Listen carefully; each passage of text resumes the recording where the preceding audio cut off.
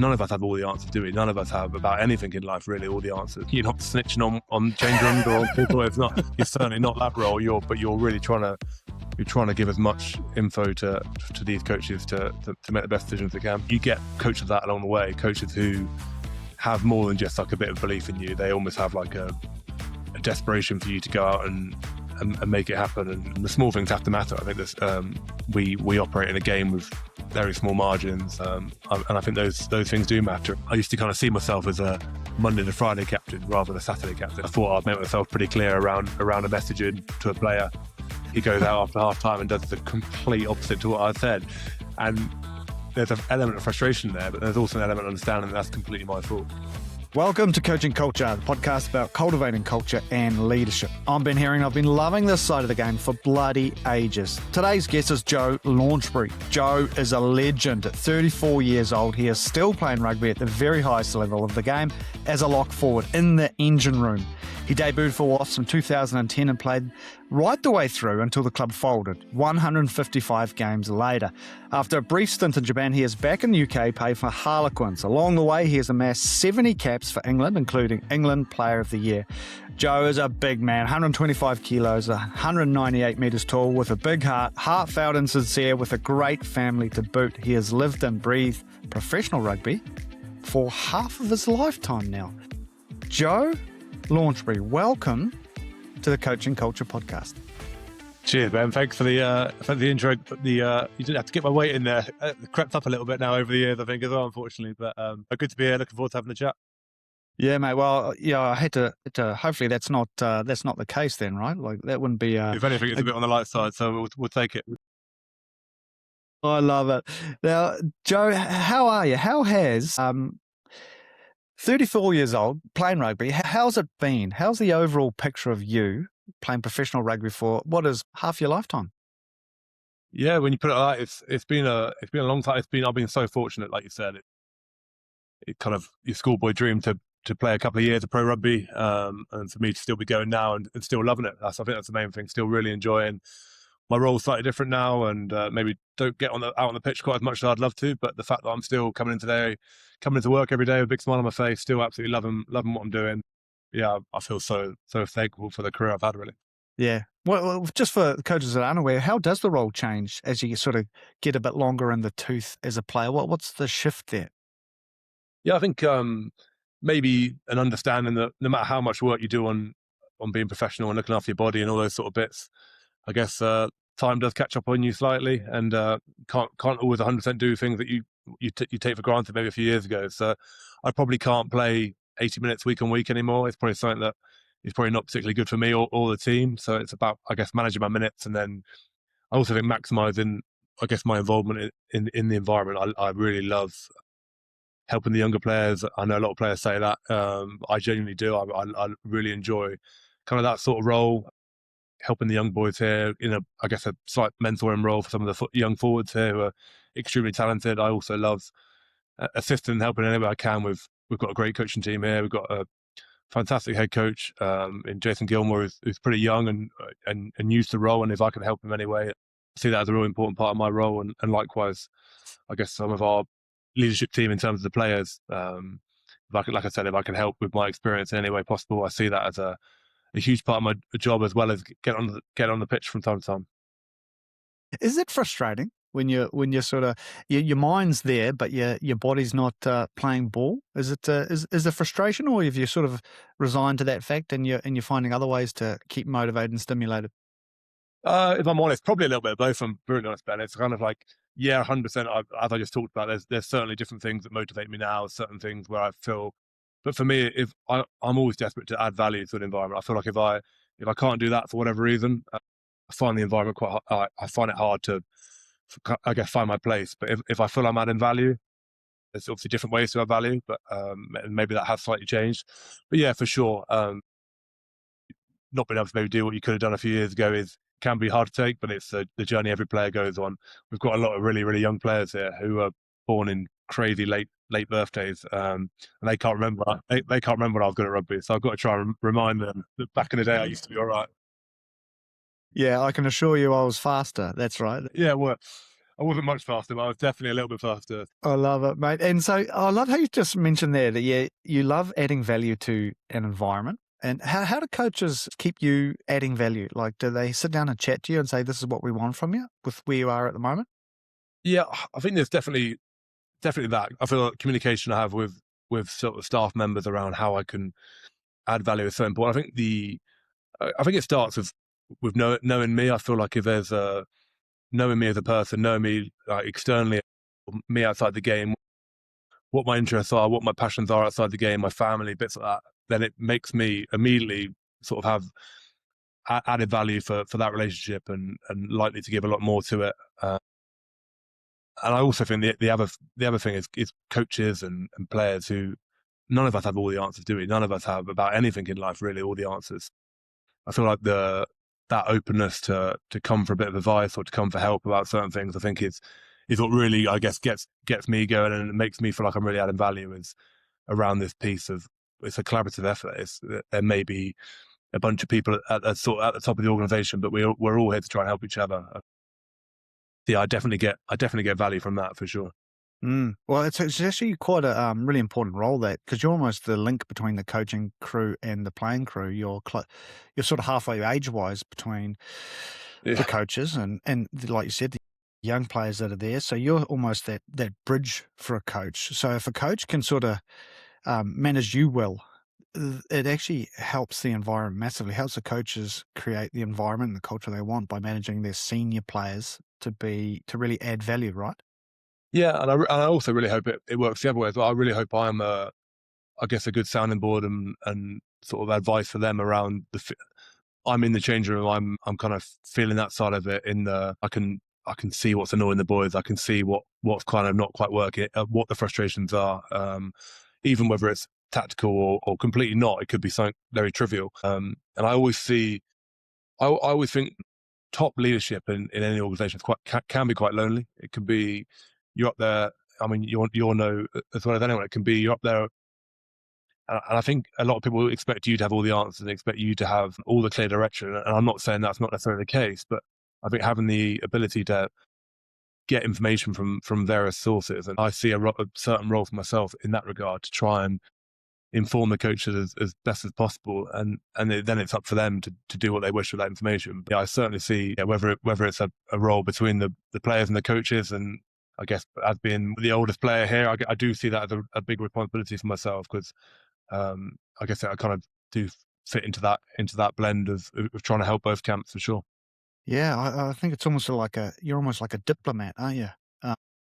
Based inside the camp, but but it is interesting, mate. I'm not sure that a whole lot of coaches would sort of seen the value in your sort of role, but it's a really important role. Like you said, leadership can be very lonely. So bringing people in and working with them to help draw out information from all different sources is a really cool concept. It's pretty informal. I wouldn't say it's like a formal. We don't sit down and have. It's not like a real formal. We sit down, you schedule meetings, talk about it. It might just be a very informal chat in the hallway, like a check-in, and that could be with any of the coaches or any of the yeah. I hope. I guess information is power in that regard. Sometimes it's not a case of you're not snitching on change rooms or on people. It's not. It's certainly not that role. You're really trying to give as much info to these coaches to make the best decisions they can. And it's also, I guess, it's like a big brother role too, right? You're able to say stuff to the coaches about, say, the young fellas, which other young fellas might not be able to or have confidence to say to the coach, whereas you are more than happy to say, mate, so-and-so's needing a little bit of this or that and struggling with that. And a lot of, like I said earlier, we do have a really young team here, and in rugby in general seems to be, well, I'm getting older, but there's definitely getting there. Those guys seem to be getting younger. There is that. There's I guess, an element of, I think people are getting a lot better at speaking up and speaking their mind now. And I feel the environments like ours here, I'd like to think that everyone's really comfortable in their own skin and everyone's really comfortable to bring their opinion and it's valued. There's not a huge hierarchy here at all. But naturally, if you're a young 18, 19-year-old still trying to figure out their way in the game, you're probably not going to go knock on the coach's door too many times. And that's completely understandable. So yeah, it definitely works that way as well. Yeah, I find it just a fascinating reflection. At 34, you're considered sort of the old guy of the team. Well, you're the oldest, but in the scope of life, you're still considered, you're still the young kid. Well, I know. it's a strange. When people say it now, it's I say it at the school gate, some of my kids, and I'll be like, oh, they'll be like, what are you doing? I'm getting old now, and they'll look at me and be like, no, you're not. You're not getting old. It's like, oh, and I have to contact, yeah, I'm getting old for rugby, I guess, but no, plenty of life to come. Well, it's almost like that sort of pet analogy where, like, cats, I don't know, they live 15 years. So if you're a 15-year-old cat or dog, you're considered at the end of the tether. But Yeah. that's not old in human years. It is important for people to realize that, like, at 34, you're almost like, in a working sense, you're like 60. That's the equivalent of being 60 years old in life, because you're coming to the end of your working career. Yeah. And if you play for 10 years, that's the equivalent of working in the same job for 40 years in a normal life. So that's how quickly you have to learn and develop, and it's all supercharged. Yeah. Yeah, it's fascinating. I find that stuff fascinating, and your learning as a player has to relate to that a little bit. Like, that's how quick you learn. Everything is so condensed, and everything's so players now that if you're not pushing into the first team at sort of 21, 20, like really, really young now, you then get to you really got to start to do some of your good work quite early in your career, because we operate in a salary cap league, and everything that comes with that, you're constantly looking for younger players to come in and break through. So you've got to get a pretty quick march on in your career nowadays. There's certainly pressure to do that. The rate of learning, the rate of expectation on some of those young guys now is probably certainly higher than there was. But then I'd add that the level of professionalism from our academy right through to like the schools these guys go to, the way they turn up now, and they finish school in July, and they'll come here like a week later, and they're on the whole, they're ready to go. They're so professional. And I was nothing like that. I was so far from that at 18, 19. A bit of that was on me, but a bit of that was the system at the time. And there's certainly now a level of professionalism from those young guys, but they do have to hit the ground running. You might get one contract, you might get two. It's kind of you haven't got that long to prove yourself. You were working at the bakery at Sainsbury's, weren't you? I was. Yeah, so I was definitely not ready. Well, mate, why don't we flick to that? Because that's an interesting one about yourself too. You were a bit of a late starter. Like, you, as I understand, you started up at Bath Uni and had a bit of and then maybe didn't go, and then you went to Sainsbury's. You've mentioned previously that potentially your balance between schooling and rugby wasn't quite where you wanted it. How was that transition for you into professional rugby? I think one of the reasons why I spoke earlier about being so interested in helping younger players is because I know I didn't get that stage of my life or my career right. The juggle of life from 15 to 18 or maybe 19 probably, of trying to do well at school, trying to get good grades, trying to have a social life, trying to understand who you were as a person and as a bloke, really. And also the pressures of, like I said then, trying to make it in professional rugby. I don't really think I did any of them well. I think I did all of them okay. I don't think I excelled in any of those areas. I left school with fairly good grades and like an intent to play rugby, but I don't think I ever quite mastered any of it. There's a lot going on. So then I had a year out of rugby, and I was relatively ready to just kind of step away from the idea of playing professional rugby. I wanted to go to, as you said then, Bath University, and one of the main reasons was they're heavily attached to the rugby club here in England, Bath Rugby, and they got a great setup. They work really well together. And I think in the back of my mind, I thought, oh, if I go there for 3 years, by the third year, there could be a chance that I could get a bit of interest from the club, and you never know what will happen. But that was as much as it sort of amounted to. I was going to spend my sort of gap year saving money at Sainsbury's and then go traveling around the world. And my school coach basically begged me to go and play for the local good team. I was just going to go and play with my mates at the local club, and he basically said, "No, you're too good for this. You need to go and do something with what you can do." So I went to the local club, but probably about 45 minutes away. They're in a national two in England, it's like our fourth league of rugby. And I played there, and Will Green is a guy you may have played against, prop at Wasps for a number of years, there through the glory years at Wasps, and he was the head coach at the time and never really put two and two together, but he got some guys to come and watch me play, and obviously the rest is kind of history. Went to Wasps and had sort of 12 and a half really happy years there. My point of that really was, from a coaching point of view, is the direction I got from the coach's name's Andy Turner. He was my school coach, and he's become someone who has followed my whole career with a whole lot of interest. And I think you get coaches that along the way, coaches who have more than just like a bit of belief in you. They almost have like a desperation for you to go out and make it happen. And yeah, I'm very thankful for that sort of interjection, because my parents are brilliant and so supportive, but they're not pushy parents at all. That's not their style. They would let me find my own way. And maybe getting him to kind of almost, I think he actually drove me to the training ground for the first session. So that was how intent he was on me going there and making it work. Coaches who have more than just belief in you. That's fascinating. And because your parents weren't rugby people, were they? No one in your family played rugby, so you were sort of the anomaly, which is rare, right? It was rare. I guess I think in a way it probably helped me, because my dad's from a military background, and I've got so much to thank him for around, I guess, some of the way I conduct myself and although it definitely taught me all those sort of things. But like you said, no real rugby background, and rugby was never, as far as I was concerned, and my school wasn't a massive rugby school either. So it wasn't like this is the pathway, rugby is a viable career. I think if I had said at school, I want to be a professional rugby player, I don't know what the teachers would have said to that. So I actually kept it, part of my personality at the time, I was very introverted. I actually kept it extremely quiet and didn't tell a soul, really. It was kind of my own private project to get on with in the background. And all my friends went off and did the usual route. So it seems like, talking about it, well, it was a long time ago, and it seems like a lifetime ago, really. But though all those learnings, I guess, have been a huge part in, I guess, because every career is full of moments of ups and downs, aren't there? And that was, I guess, a moment which I'm actually really thankful for. It took me to WAS, which became my home and a place that I loved, but also it taught me so much about resilience at such a young age, and the setbacks. And I feel like sometimes you can get them a bit later in your rugby career, and you've had it plain sailing until then. You can't choose your path, can you? But yeah, I'm pretty thankful for mine. Mate, I actually reckon that's a real powerful thing, like that you had that resilience to start with. You know, these hits early on, and then if you manage to push through them, they actually serve you pretty well, and you'd be an amazing example of that. And it serves you well, like with all the little ups and downs along the way. Yeah, I think it also shows that. I think what it also gave me is something which I still hold today is the club I went and played for, Worthing, amazing club, brilliant. I probably was a little bit, not out of love with rugby, it's an easy thing to say. I still love the game, but I definitely was a little bit. I went there and these guys, a lot of them were teachers, a lot of them worked on building sites and were tradies, and they would work all day, flat out, bashing their bodies, the English winter, all day, 12-hour days, and they'd rock up at training, and they would absolutely love it. They'd be asking for contact, they'd be asking for everything.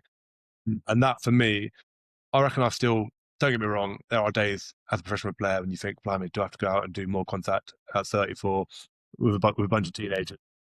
But on the whole, that was 2009. So yeah, 17 years later, I still remember that feeling of being at Worthing and those guys doing an honest, hard day's work and then coming and loving their rugby. And I try and, like I said, there's easier days than others, but on the whole, to have that, to rock up to work with an enjoyment and a love for it, I feel like that was another amazing lesson I got from a young age.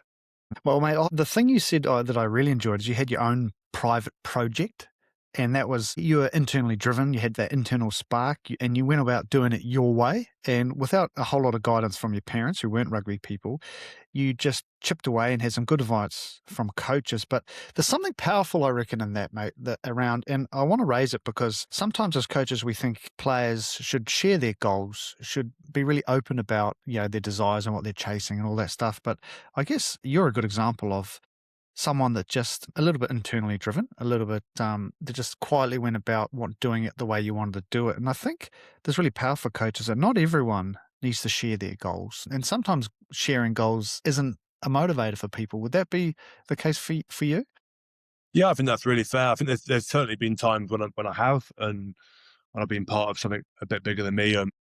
I guess I think probably around World Cup cycles and stuff with the national team, probably some bigger goals there that we've set as the team. But yeah, even to this day now, I still write notes on my phone around, even from little small goals. Like I'm currently struggling with a little bit of an injury. I write goals around that. I write goals around how I can get back from that as quick as I can, the best shape I can.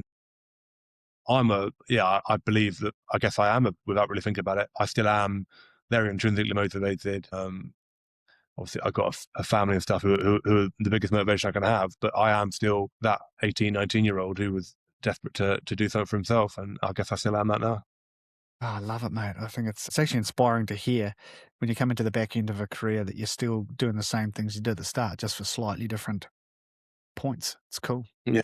Right. Now, Joe, you have had a stellar career, and what we like to talk about here is culture. So how would you define culture from your experience of professional rugby? It's wide ranging, isn't it, culture? It's an amazing word. When you're in sport, it becomes so topical and so highly talked about. But for me, it's, in the simplest way I could probably put it, it's the ability for like your whole squad, whether that's players, coaches, backroom staff, to fundamentally do what they say they're going to do. I think every team we've been a part of, you come in at pre-season day one, you sit down, there's either values that are pre-existing from years gone by, or there's new values, or there's behaviours that we want to live by, behaviours that we want to be proud of. They go on the wall, or you have big sort of conversations around how they're going to look. And then I think your culture is, once that's been decided, and your culture then is how often, how well they're lived out through good and through bad times. And it's not lived out by a leader down at the front. It's lived out by sort of everyone. And the reason why I mentioned like backroom staff is they play such a huge role in the culture of a club. They're the guys who probably aren't getting selected and picked every week. They're guys who can be real level and be great people. As you'll know, some amazing people in the back staff of rugby clubs, some of the best people you can meet, really. So they all feed into for me what is good culture, and I think bad culture is also, I guess, a not living out of those sort of dictated to the ups and downs of results can really affect that, and probably you then fall into, I guess, a little bit of a desperation around, almost, if you don't have culture, you're scrambling so hard to get it back, and that can sometimes be a head coach or a collection of people at the front almost saying what it should be like. But yeah, for me, it's how often can people live out the attitudes and the behaviours that you set out for your team. What are some specific examples from your point of view in a change room or in a team that you, when you come into it or you walk around it or you show someone around the environment that you go, yeah, this is an example right here of what I enjoy? From your perspective, because it's very different from a playing perspective to a coach perspective, right? Because you're in there, you're in the engine room, you can feel it. What are you feeling around the culture? I think there's some like real small behaviours, but not, I guess, nothing small. Everything small adds up to. I will talk about how you sort of leave the change room. I know the All Blacks are massive on that. How you leave the change room, how you don't leave your coffee cup around, all things like that, right through to your time. You're not being on time for meetings, being on time for physio appointments. If you're not on time, you have no respect for that person you're late for, whether it's a team or whether it's a physio. So time for me is a hugely important part of what you do. And then as a player, I guess your diligence comes into that. So whatever your values are around that, but we talk a lot about, we're okay with errors. We're okay with errors that are forced either by the opposition or they're forced through you, through an intensity, and the skill levels just let you down. But if your skill errors based around clarity or knowledge or something which is in your control and you've just knocked off on that job, I guess they're the bits that for me are culturally really, really important. I think it's a really good example, Joe. You just talked about not leaving your coffee cup out. Yeah, more than yeah. It seems like when you say it like that, you kind of go, oh, yeah, sort of a trivial piece. But then you think about it like in your family context. I know we have teenage kids. When they leave their stuff out on the bench, like their cups and things, it gets frustrating. You have to keep saying, put your cup away. And then it becomes a sort of angst around, oh, gosh. But then the days you come home and my teenage daughter's tidied the bench and put all the cups away, I go, oh, thanks, love. That's awesome. And she's like, do you mind if I go out tonight? And I'm like, yeah, no problem. Do whatever you want. And it just creates a whole different mood. And whilst that's kind of, she's doing it for a reason, but just in general, if someone's seen to be making an effort and working hard, you feel more obliged to be the same. And then if everyone's doing that, the compounding effect is like everyone sort of feels like everyone else is chipping in and doing their bit, working for a cause. And it's the same in a household, a family household, right? Yeah. Like if the children here are constantly putting their cups away as automatic decision, then you kind of go, oh, this is cool, right? And as a parent, you go, righto, let's, I'll do my bit, righto, let's do a little bit more. And it's a compounding effect. I think is that the same in your household with cups, with your kids? You'd have to ask my wife. whether I put my cup away or not. But no, I think, and whether that point is obviously the coffee cup's just one example of, I guess. But if you're gonna do that sort of behaviour around you, you're obviously not showing someone else has to clean that away, whether it's a support staff or it's the level of respect there. And then it kind of like, where does that extend to? Does that extend to cutting corners on the training pitch, cutting corners on the pitch? Like, obviously, I know the military are massive on all those really, really small behaviours. I'm not saying we're anywhere near like that, but I think there's definitely the small things have to matter. I think we operate in a game with very small margins, and I think those things do matter. And also, rugby's full of great people, so why don't you behave that way as consistently as you can, and sort of all buy into what the team are trying to achieve. Well, I guess the other one too, I know this is going back to this parenting example, but if the kids are putting away their cups and cleaning the bench, then I've got more time and more energy to actually cook the meal because I don't have to do that. So by doing those little things that you talk about, you're actually freeing up people's time to do the things they're good at and what their job actually is. 100%, yeah. Right, mate. And when we're talking about culture and coaches, what's some of the reflection on who's some of the best coaches you've had across your career that have helped shape culture for you? Who's some good examples that do it well? I've been so fortunate of working with some amazing coaches across my career, and all of them have had huge impact on that, and looked at it probably from different ways. I think you've got to be quite true to your personality as well. I think you can be potentially something which is not, and the players can see through it. It's something they're just like in their everyday interactions, in their sort of one-on-one chats, they're not that. And then suddenly, when they're trying to live the behaviours of the team and the culture of the team, they become. So I think you've got to be quite unique and genuine. And someone who was great for that for me was in our early career was Di Young at WAS. He was a great bloke. He used comedy really, really well. He kind of lightened the mood. We were a team who were struggling, to be fair. In my first year at WAS, a lot of the senior players all retired with injury, and that was fantastic for guys like me and a few of my mates who were all young. We got an opportunity straight away, but it probably wasn't great for the club. It was great for us, but it gave us exposure straight away. And he almost became like a real father figure to us, and kind of really protected us from the outside and allowed us to go out and try and be the best we could be. And we struggled through that first year, and then I guess as time came on, he was a constant for the big first part of my career. I feel like he got that culture piece really, really like right with a young group, a young inexperienced group. He, I guess, took on a bit more of a coach leader role and allowed us just to go out and play, and that really helped right through to a bit more current now. I think someone who installed so much belief in me in such a simple way was Sean Edwards. Sean Edwards was before Di. He was interim head coach at WAS when I made my debut, and Sean's not a man of huge amount of words, but it's probably the best thing for me. Rather than, I feel like the thing for a coach, I guess the hard thing for a coach, having not being one myself, is when you've got a new player or a young player into the team, you want to give them the right amount of information to go out and perform. You want to make sure they're suitably prepped, suitably planned, ready to go so they can go out and rip in. Where Sean told me I was playing, and he followed that up with, "You ready, son? Off you go." And that was actually all. That was the extent of our conversation. And that for me at the time was, I look back on reflection now and having known Sean better, maybe he did that with everyone, but for me as a young player, the belief that put into me around, he wasn't like, "Right, you're playing this weekend, but we need you to do this and this and think about this." And he just said, "Right, we're picking you this weekend. You're good to go. Like you're ready with.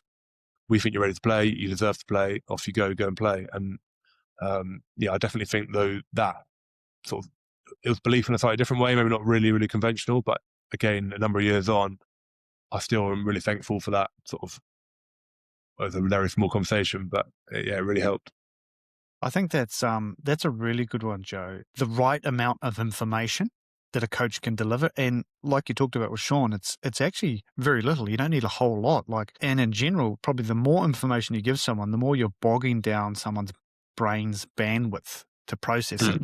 And "You're ready, son," it just creates the belief. And what more can you say? Like, if you were to bog them down with information, like make sure you get your squeeze and your arm wrap and your head positioning right, like then you're not going to be out there.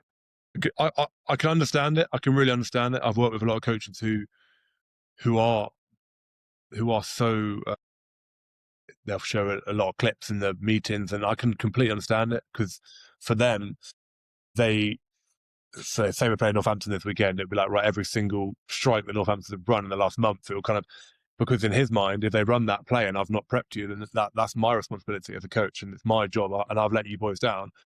And I can completely see that side of it. But then I think from a playing point of view, if your like fundamentals and your system is strong, then the other team can kind of do, within reason, a little bit of whatever they want. So like the simplicity of message, the simplicity of like executing your role, which you've done hundreds, thousands of times before, I think can trump an overloaded message.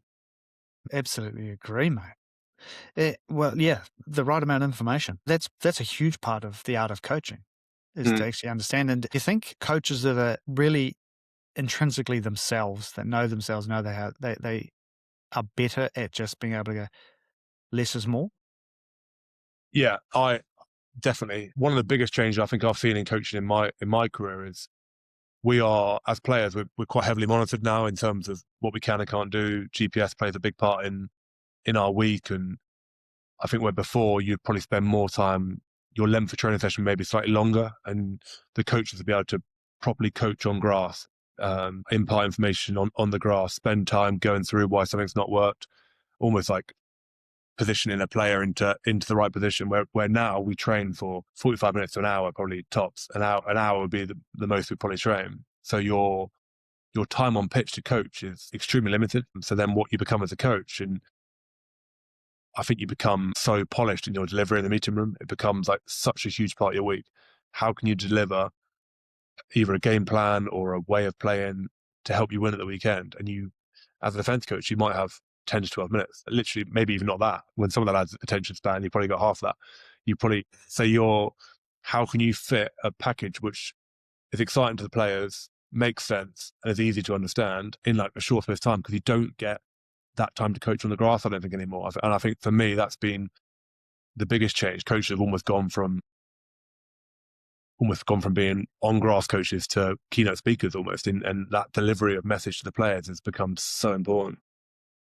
Do you think it's an important skill set for a coach to learn, to be, in a sense, be a keynote speaker? I wish it was maybe less important. I do think it is. Yeah, I do think, as you said then, about your personality, about how you can engage a room, how you can make rugby's I think rugby's a relatively simple game. Of course, it's got some complications and some nuance to it, but the same thing that kind of the same things that the guys are talking to me about now were probably talking to me about 5-10 years ago, in terms of the fundamentals of rugby, the basics of rugby. So then each week, it's like, how do I package that into something which is deliverable to the players, exciting for the players, and something which the most important part is they can actually go in action. And yeah, I think that's a huge skill. So I've dipped my toe in over the last period of time in terms of, and it's a skill, and the guys who can do it best, I tip my hat to them, really. How was you dipping your toe into it? Yeah, I've been doing a little bit over the last few weeks here at Quins, actually, around what's next, I guess, after rugby, transition-wise, and the club here, as they have always been with my time here, amazing at helping me explore what comes next after rugby. And yeah, I've been doing a bit of coaching over the last sort of 2, 3, 4 weeks. We're in a slightly different competition at the moment in the Prem Cup.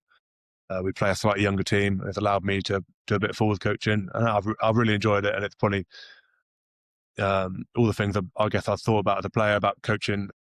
It's been nice to be on the other side.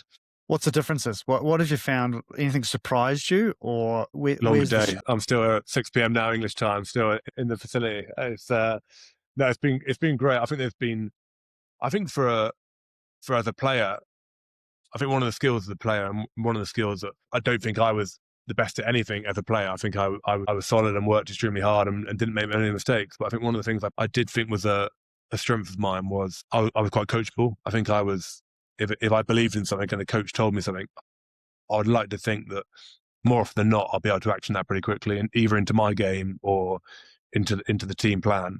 And I feel that was a bit of a skill of mine. But I guess as a coach now, the understanding is that not everyone, it can take a whole different way for the penalty drop.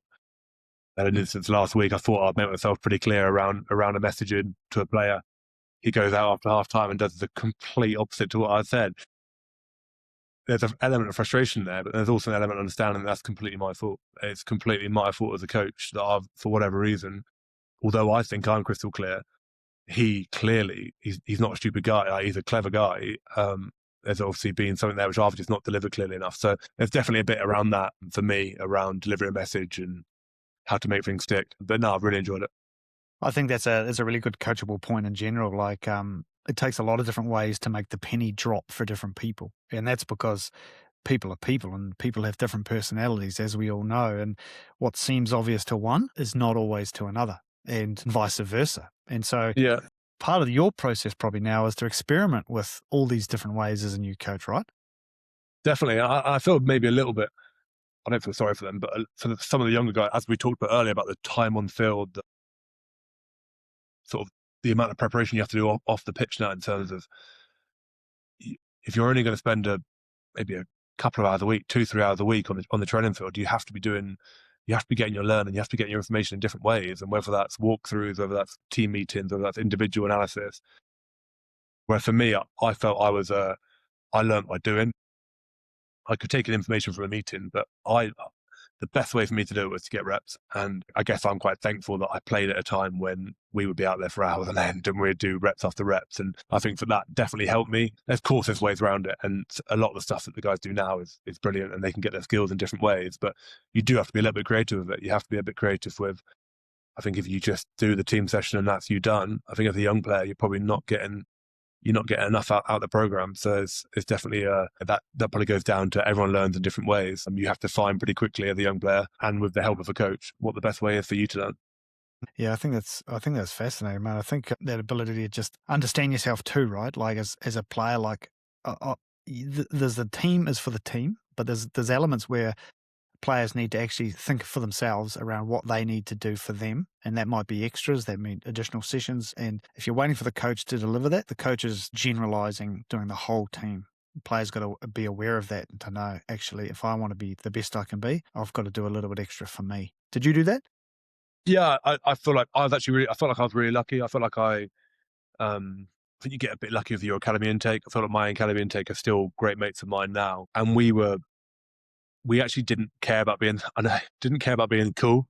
We didn't care about We've done a good job, mate. being down. I feel like maybe it's like a bit of my kids care more about how they come across than I ever did at that age. Didn't concern me in the slightest, and it did a little bit. But we would go in now. I feel like if you're too studious or you're in with the coaches, like how does that come across? How does that look? And well, there'd be a bunch of us, and we would go through each other's games every Monday. We'd sit on the computers together and just talk rugby and talk and understand it, and we almost learn through each other. Because, like you said, I'm not from a massive rugby family. We didn't sit at home talking family, and you see some sons of coaches, and you look at someone like George Ford and Farrell, guys I played with huge parts of my career. The knowledge those guys had. I remember George speaking in a team meeting room at 18. And I could not believe the words that were coming out of his mouth about rugby, like how he spoke about rugby. It was run forward, pass backwards. That was about all I knew. Easy on the passing, Joe. Easy on the passing.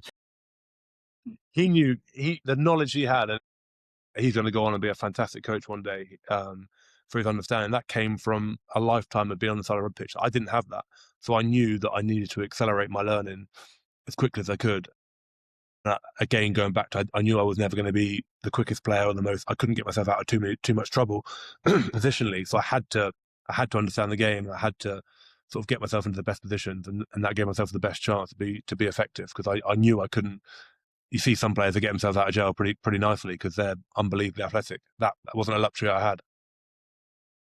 And mate, when you're talking about learning yourself, you're actually in the process of doing a master's at university in sport directorship. And I think that's a really cool, knowing that your transition from out of playing is imminent. What's the rationale here? Is that again you want to go down the coaching route and you're trying to supersize your learning and you're off studying?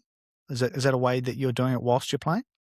Yeah, it's a course that's always interested me. It's a course that a few players have done over the years. And essentially, it's a very wide-ranging course. Guys from all different sports are on it. We've got guys in AFL, rugby league, swimming. We've got such a wide cross-section of people on our sort of course, and really interesting people all in different backgrounds. And I just wanted to, whilst I was in a job which I'm busy with. It's a job that takes up a lot of my time with a young family as well. But I wanted to add to the stress and the pressure with something extra and something probably more for me. And I think we talk a lot about in England. We've got an amazing, like the RPA are great, and here at Quins they're great around trying to prepare you for life after rugby. But fundamentally, you've got to go and actually do something yourself. Like you can have all the framework and you've actually got to go and be proactive yourself. And I coached for quite a number of years before I came here, and I now live quite far away with my family. And I knew coaching the evenings was probably something which I wasn't going to be able to work family-wise. I knew I was going to have to get home after training and spend time with the families. This seemed like the best option. It was an amazing option. It was flexible working, allowed me to work when the kids are asleep and put some time in that regard. And it's been great. Has it completely narrowed down exactly what I want to do after rugby? No, it's probably not. I'm still definitely looking at my options around what that could look like. But no, it's been a great course. I think more importantly, I think when you get to my age in rugby, it's good to actually action rather than just talk about life after rugby. It's good to actually try and put something into action. So even if I don't use it, which hopefully I will, even if I don't, I feel like I put my mind at rest for the last couple of years and at least done something positive. Well, any gold nuggets you've picked up so far from it? I mean, like it sounds amazing. A Masters of Sports Directorship. Any one thing that stood out that you go, this is kind of hit me? I think there's quite a lot of like nice applicable. There's kind of like a few different modules around different topics. First one like leading in high performance. Some real interesting stuff there around leadership and just confirming, I guess, a lot of the stuff that probably the topic that I found the most relevant and enjoyable. It's kind of confirming what you think your sort of personality profile is around your leadership profile around what you look like. And then right through to now, I'm doing one on sort of more finance and governance, which is an area, a topic which I didn't think would be particularly interesting. But as we all know, rugby is not in the most amazing spot at the moment. So professional sport doesn't really work without finance and governance. So I feel like it's given me such a wide variety of stuff to even just think about. Have I do action loads of it in my day to day as a player? Possibly not, but it's something which is constantly swirling around in the brain, and really really enjoying the process of it.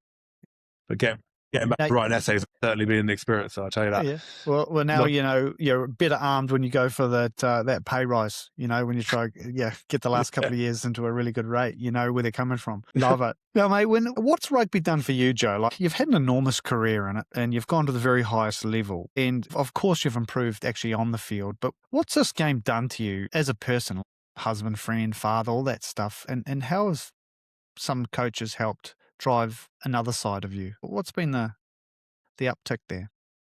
Yeah, anything really, I guess, that you do between the age of 18 and 34, which is, I guess, what I've done is hopefully going to have a huge bearing on how you are and what you do. And I think rugby's been the best job. My wife hates me when I call it a job because it's been just an amazing ride. And I like to think I've learned about myself. I touched a bit on earlier about kind of the slightly shy, inward thinking, sort of introverted character that I probably was leaving school.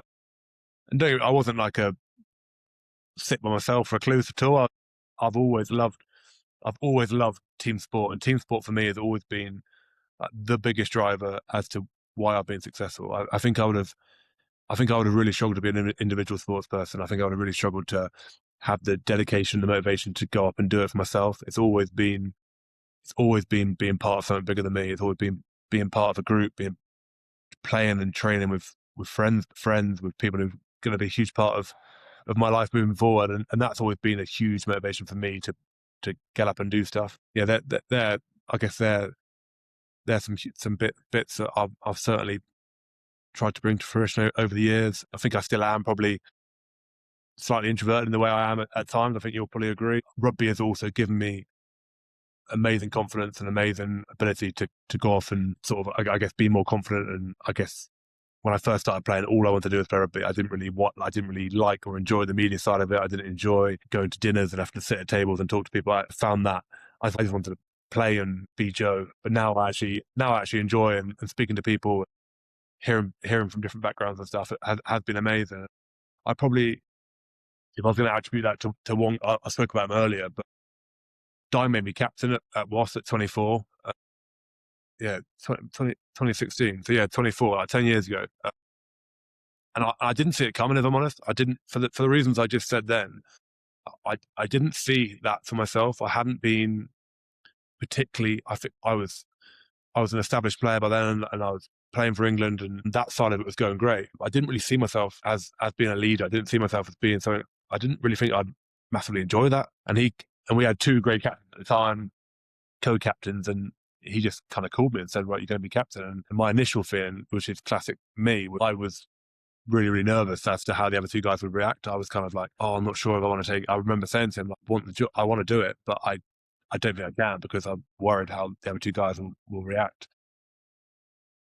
And he said, "All right, we'll go and speak to them first." So I literally went and spoke to them about it first, and they were brilliant. They were amazing about it, and they were really supportive of me and being involved, and they could see the long term side to it, and it really got me out of my shell. It made me. There were a couple of us in our group, and I probably thought one of them was most likely to go and be club captain. I always thought he was going to be the one. A guy called Sam Jones, a brilliant guy, had his career shortened through injury. He probably would have been the one. So then it was me to do it, and I genuinely loved it. It brought the best out of me, as an individual, as a person, as a team member. Maybe I would never say I was a selfish player, but I definitely thought about myself and my career and how can I be the best player I can be. It moved me from that to you've still got to be that, but then also how can we create a great team? How can everyone come to being a good, how's everyone feeling? What's the sort of temperature of the group? And that actually helped me, because I think coming back from England sometimes in between camps can be quite hard. It can be, you can come back to your club, you've been away at Six Nations, and we'll come straight back into a really competitive block, either in the Premiership or in Europe. And it can actually be pretty hard mentally to get yourself back into that system, where I feel like being captain actually really, I didn't have a choice. I had to, from day one, I had to come back in and live the example of what I wanted to be and how I wanted to be around the place. And I couldn't really afford to just ease myself back in. So in that regard, and even things like standards and setting the culture, couldn't tell people to do something if I wasn't doing it myself. So I think it massively, whilst an extra sort of, I guess, burden in a way, it actually made me a better player, and without doubt, and more confident. I would never be dreaming of doing sport directorship course and thinking about going into any sort of leadership role. I would never have, that just wouldn't have been on my radar. So yeah, really, really thankful for that experience. And I guess that, again, going back to belief, like, it didn't need to pick it. It didn't need to even take those two out of the job. To back me as a 24-year-old to be captain was a big call. But he obviously saw something in there which he liked, and now it's become such a huge part of my career. In the back end of my career, it's probably the bit I enjoy. I still love playing. I still love getting out there and contributing and participating and chucking everything into it. But I love the leadership side of it. I love the sort of helping people, making people better. That's the bit that really kind of gets me now. What do you think he saw in you with your experience now? Like, at the time you said you weren't, it was a surprise, but with your knowledge now, what do you think it is about what you would put on display that he thought Joe would make a good captain, even though he doesn't realise it himself? What sort of traits do you think you had at the time? I think I was pretty consistent in my performance. I think I was pretty consistent in my behaviours around the place. I was quite a trusted, safe hands in that regard. Obviously, I was playing some of my best rugby at that time. And I think I also set standards in terms of the way I sort of trained and behaved was standards that he would have wanted to represent the team. I think I actually, for the first period of time, I found probably the hardest, because I was 24, surrounded by amazing friends in that group, and I was right in the thick of it, like sort of from the social side. Really enjoyed being around I tried really, really hard for it to not change that side of things, but naturally there's a small part of it which does, and I've probably found leadership a bit easier, as I've got a bit older. So now I've got a great relationship with the guys here. There's some brilliant people here, but they're not really necessarily my age brackets. It's almost easier to kind of go into that kind of leading role a little bit. I definitely found that first period a bit harder. I also found it hard because I probably tried to be something I kind of wasn't a little bit. The captain before was James Haskell, and he is a brilliant bloke. Force of nature, Hask. He's like unbelievably high energy, massive extrovert, can speak extremely well, can hold a room, both in like a comedic level, but also like a rugby, like serious, very professional, a great bloke. And I didn't try and be him, but I definitely tried to sort of keep that talking side going a little bit. I found that a bit harder. I think I had some good advice at the time, and I kind of learned along the way that it's actually so many different ways to do it, and you can also lean on the people around you. I was so fortunate to have some great people who helped me, I guess, along the way. Uh, Maybe even small things like, to start with, the 2-minute huddle before you go out for a game. To start with, I found that, right, that's a really quite a big, high G up emotional piece. I actually left that to one of the other guys to do, and I was okay with that. I was massively okay with, like, all using our own strengths as best as possible, for the betterment of the team. And then as I built into it, that became a part of the job that I really, really enjoyed. I used to kind of see myself as a Monday to Friday captain rather than a Saturday captain. I used to always see myself as, like, I used to love the build up. I used to love the driving standards, getting us prepped, getting us completely ready, getting us aligned for the game. And then come Saturday, I didn't love dealing with the ref, and I didn't love doing the pre-match talk. So it's kind of like somewhere in the middle of those two, really. Mate, that's cool. Monday to Friday captain. I haven't heard that phrase before. What did you have guidance? Did Di Young guide you well as a leader? Has the best coaches you've had sort of give you advice and help that journey along the way? Yeah, like, I'd say I think he knew obviously what he was getting himself in for. And he was definitely massively helpful to me. Like I said, he was kind of like my rugby father figure for a long period of time, and really helped me navigate that. But he also let me go and make mistakes and do it kind of my way as well. And then I'd fast forward to probably right to the end of my captaincy was when I left WASP, and Lee Blackett was the head coach at the time. He was very much, he was the interim head coach at WASP, and I think it was his second head coach role. So he was young, inexperienced, great coach, but probably hadn't done loads of head coach role. And he was so amazingly open to the idea that he didn't have all the answers. And I think that's a superpower in a way. I think as a coach, sometimes you want to give the impression that you know everything. You want to give the impression that, right, you're told something, you scurry back to your office and go and look at it and quickly get back to the play. Yeah, I knew that. In reality, like, the organization or the team, or there's so much going on. And Lee was brilliant at kind of letting me, I guess, run the dressing room, run that side of it, run the feeling of the group, and any issues, I'll go to him on that, and he had full trust. And likewise, he would let the medical team. And I know it sounds so simple, but sometimes in rugby that isn't the case, and they can become you employ the best people for the job, let them go and do the job.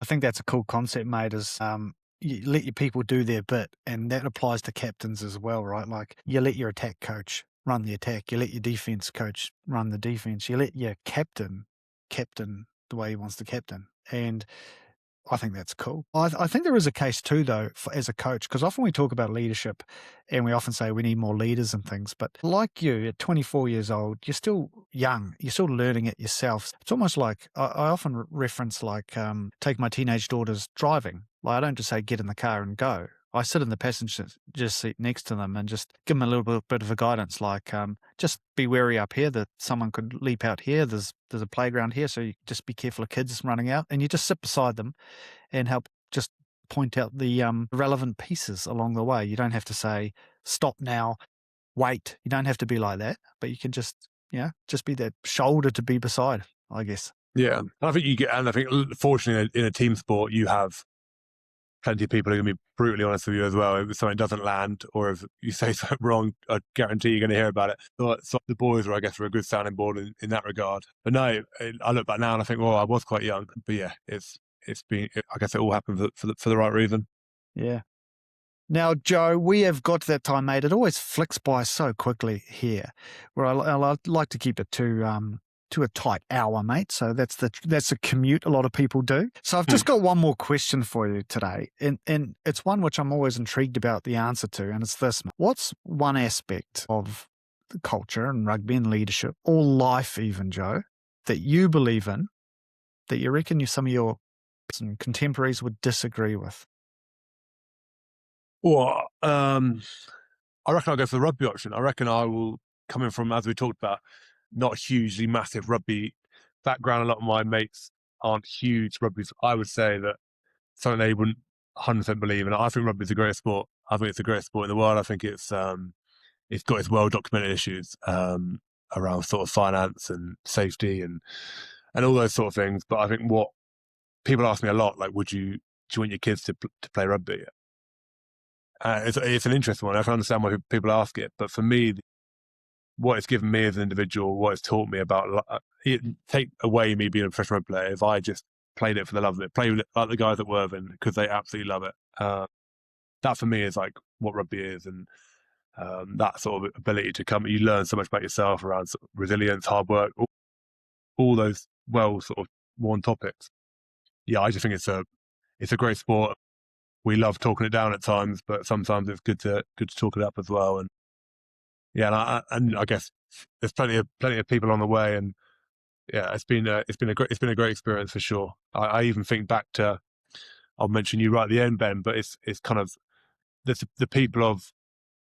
I wasn't going to go to Japan, if I'm brutally honest with you. Like, I probably was going to. I sort of pre-verbally agreed to stay in England, to sign for a club in England. Got a request to speak to you out of the blue.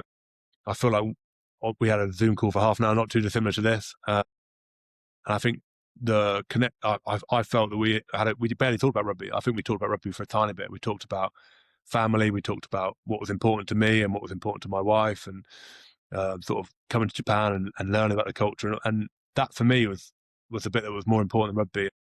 But I think why rugby is also so great, because rugby is full of great people like yourself, and there's thousands of people, amazing people in rugby, and I'm so fortunate to have played my part in it. But yeah, that's why I think rugby is the greatest sport in the world. Yeah, mate, that's awesome. Well, just a little bit of context on that too. I thought the club in Japan, Toyota, where you came for that year, was exceptional, and that it sort of represented the values of the sport, where we knew you were coming. Well, we just rang up out of the blue and sort of sized up whether you'd do it. And once you sort of said, I'd be interested, we as a club all got together and said, well, let's make Joe's experience and his family's experience such that they have real good memories, however it goes, for this short season you're with us. And just talking off air, you just mentioned how you could still look back on that time period with absolute like joy. It's just the little snippet of life that the rugby was able to give you for that short period of time was pretty special, I reckon. No, it was amazing. But unfortunately, as you were my head coach and I broke my hand in the first game, I think you'd probably say that maybe it wasn't so successful, but it was an amazing experience. Well, it was special, mate. And what you remember isn't the actual rugby. What you remember is the relationships, the interactions, that sort of things. And that's the joy of the sport, is whilst it's a high-performing sport, it's still anchored in the human side, which is why I stick around in it, and probably you're the same too, right? Yeah, for sure.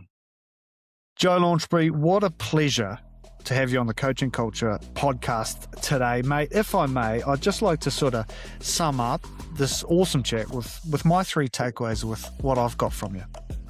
Number 1 is, you said early on, leadership can be lonely. And I think that is a truism for sure.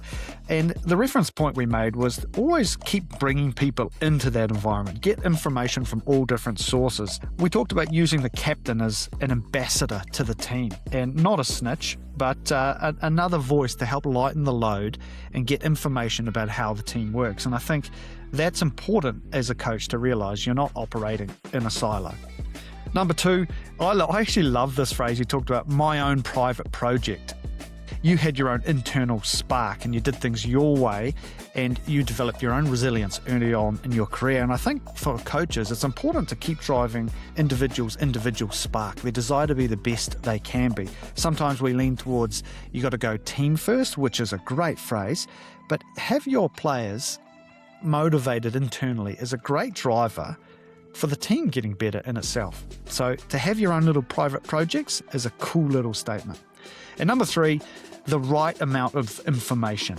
And you talked about Sean Edwards delivering just little pieces which keep your belief and desire going. And sometimes as coaches, we think we need to put it all out there to information overload players. But what that actually does sometimes is bog down a brain's bandwidth. So keeping the right amount of information is probably less than you think. You're ready, son, said Sean. Joe Launchbury, what a pleasure to have you on the Coaching Culture podcast today. No, it's been great. Thanks for having me, Ben. I really enjoyed it.